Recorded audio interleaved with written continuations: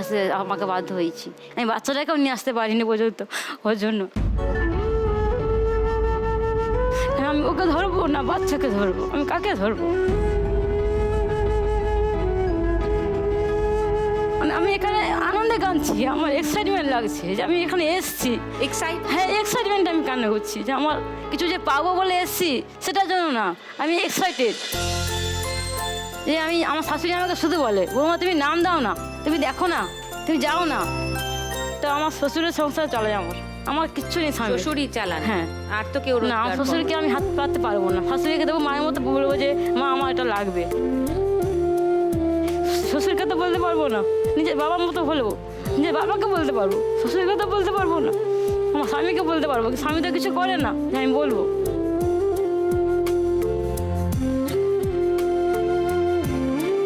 শাশুড়িকে বললাম, শাশুড়ি আমাকে ট্রাভেলের পয়সাটা দিতে পেরেছে যে আমি এখানে এটুকু আসতে পারবো,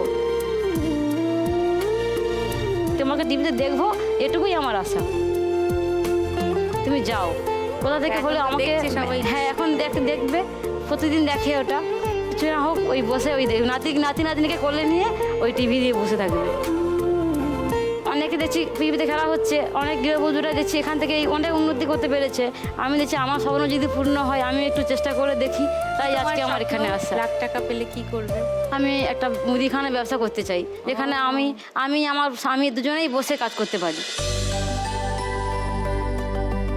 যেহেতু ও বসে বসে কাজটা করতে পারবে। ওইটাই আমি এক্ষুনি। ওটা তো ভারী কাজ নয়, বসে যদি। হ্যাঁ, ওটা ভারী কাজ নয়, ও বসে বসে ওটা করতে পারবে। আমি ধরো ও বসে থাকলো, আমি ধরো জিনিসগুলো আমি এগিয়ে দিলাম। হ্যাঁ, কি কোথাও পাইকারি কিছু কিনতে হলো, আমি সাইকেল চালাতে পারি, আমি নিয়ে আসতে পারবো। সেই জন্য ওকে একটা মুদিখানার দোকান খুলে দিতে চাই। তাহলে ওকে বেকার বলতে পারবে না, আমাকে বলতে পারবে না যে লোকের বাড়িতে কাজ করতে যেতে হবে না আমাকে। সেই আইডিয়াটা কোথা থেকে পেলে? সেই আইডিয়াটা আমি এখান থেকেই পেয়েছি। এখানে এসে অনেকে খেলছে, অনেকে দেখছি আমি যে এরা এত কিছু করছে, তাহলে আমি যদি একটা ব্যবসা করি, আমার স্বামীও তাহলে বেকারত্বটা খুঁজবে। কেউ বলতে পারবে না যে তোমার স্বামী বেকার, তুমি একটা ওই ছেলেকে বিয়ে করে তুমি ভুল করেছো। আমি দেখিয়ে দিতে চাই যে আমি একটা ছেলেকে বিয়ে করে আমি তাকে দাঁড় করাতে পেরেছি। তুমি কি নিজের পছন্দে বিয়ে করো? আমি নিজে লাভ ম্যারেজ করে বিয়ে করেছি। আমার ঘর থেকেও কেউ মেনে নেয়নি, এমনকি ওর ঘর থেকেও আমি যে ওর ঘরে থাকবো সেটুকু আমাকে কেউ দেয়নি। কেন? মানে আমার বাবা মা মেনে নেয়নি যে তুমি একটা ওইরকম ছেলেকে বিয়ে করছিস, কেউ কী করবে, তোকে খাওয়াবে। আমি তখন বলেছি আমার যেটুকু পড়াশোনা আছে সেটুকু আমি হয় লোকের বাড়িতে কাজ করব, আর না হয় আমি টিউশনি পড়েই আমি করতে পারবো। এবার টিউশনি পড়াতে এখন চারদিকে টিউশন সব বাড়িতে পড়াতে যায়, আমার দ্বারা বাড়িতে পড়ানো সম্ভব নয়। এবার ধরো ছোটো ছোটো বাচ্চাকে আবার শেখাবো, সেটাও হবে না, কারণ আজকাল সব গলিতে টিউশন, সেটাও আর হয়ে উঠতে পারছে না। যে একটা ঘরে ছোটোখাটো ব্যবসা করবো, সেখানেও হবে না। সেলাই করে নাও। হ্যাঁ, এবার একটা দোকান করবো, হ্যাঁ, একটা জায়গা করে দোকান করতে হবে। ভালো করে খেলো, রাউন্ডগুলো থেকে অনেক করে টাকা নাও, মানে যেত।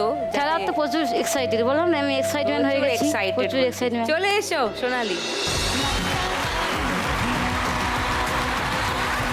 চলো তোমার 1 মিনিট সময় শুরু এখন। হাতের কাছে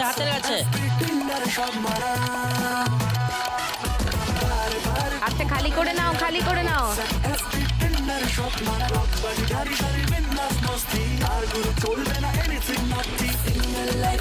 ওটা রেখে দে ধরো।